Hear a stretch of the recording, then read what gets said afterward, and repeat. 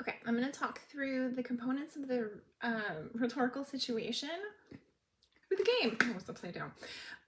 So one of my favorite games to play is Exploding Kittens. For those of you who haven't played, it is a card game. My cat just walked by and he's like, kittens? Me? So the goal of the game is to not end up exploded with the exploding kitten. There are variations of it. There's a whole lot that's going on. For the purposes of this discussion, doesn't matter if you've never played it. It's a card game and it has fun artwork on it. Okay, so the text is the game. And most games these days, especially on the box, they have ages. So in this case, age 7 is really less about, and so I've got some of the other cards, it's less about your ability. I mean, it's partly about your ability to understand the rules of the game. So now we're getting into audience, but it's also your ability to understand the reading. So you can see you're swapping a top and a bottom card. There's a level of reasoning and understanding. I mean, this is where when we get into the discussion, or I'm sorry, the definition of a game, that's one of the engage. Like I have to make a choice whether to use this or not. And then when I use this, what are the results of that? As a combination of what's allowed in the context of the game, combined with the people, combined with like when I played it, because we started playing with my child when he was very little, when we played it with him when he was 7 versus how we stick much closer to the rules now than we did then. So there's this constant tension when we're talking about these concepts, especially in relation to a game, with the definition of the game, but then also who is playing and what is that telling us? What are their levels? What are their abilities? What are their awarenesses? And then we get into the cultural piece. Like games have a culture. We want to, it's about the context. But when we play something like Exploding Kittens, we're doing it to have fun, but we're also doing it, in my household, a little bit competitively. So that's a combination of like our cultural understanding, the meaning making practices that we bring to that particular context and that iteration of our play. So context and culture, and then who we are, audience, as players, especially with each other.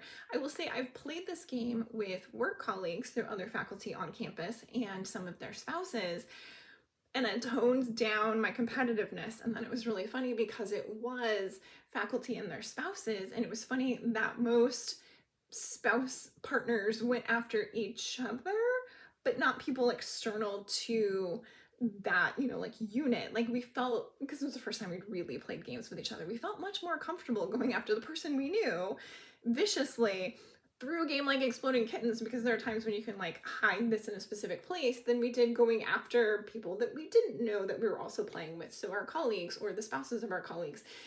Audience. So audience is not one uniform thing. So the box says audience recommendations, but each iteration, each contextual iteration brings a new culture. It invokes a different audience.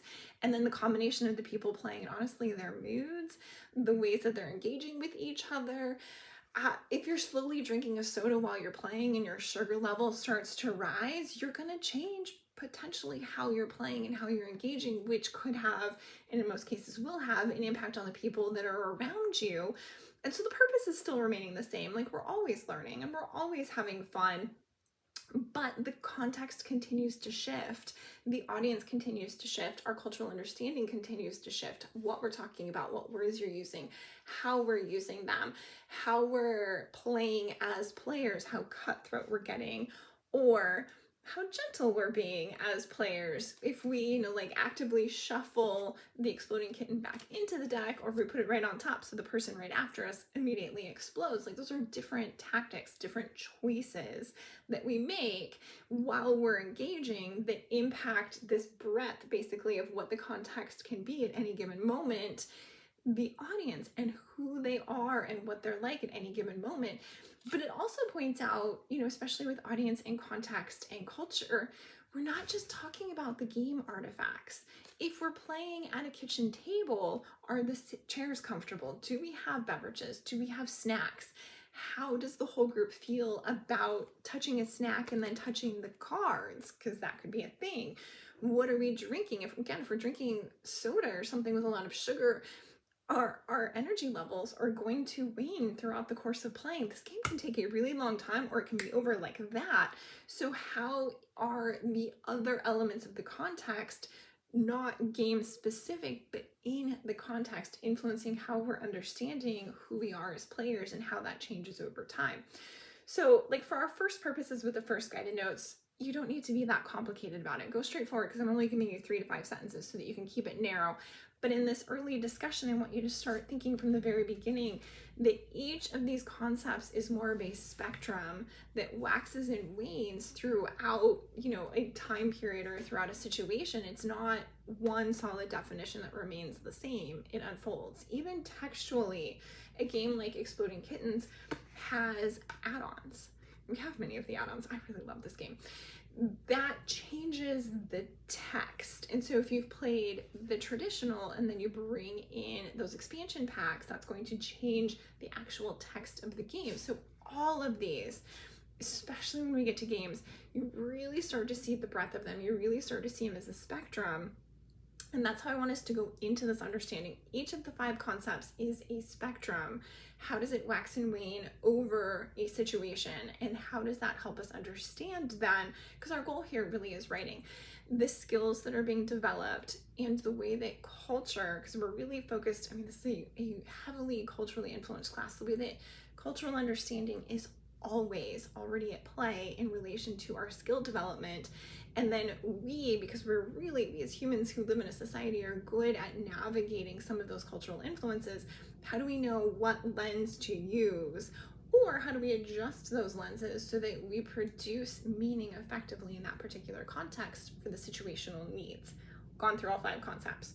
Okay, so the second set of concepts, we started with a game, and then we started seeing how incredibly complicated each of the concepts are. We can define them quickly and simply, but we know that a little tweak to one has a ripple effect across all of them. And those are the ways that we want to start thinking about the concepts. They have solid definitions, but a minor tweak or a minor change to one has a ripple effect across all of them. How does that help you understand then writing and the ways that we adjust our skills to create texts that are meaningful for various situations? Okay, if you have any questions about this, come to office hours, send me an email, or post a discussion. Otherwise, I'll see you online.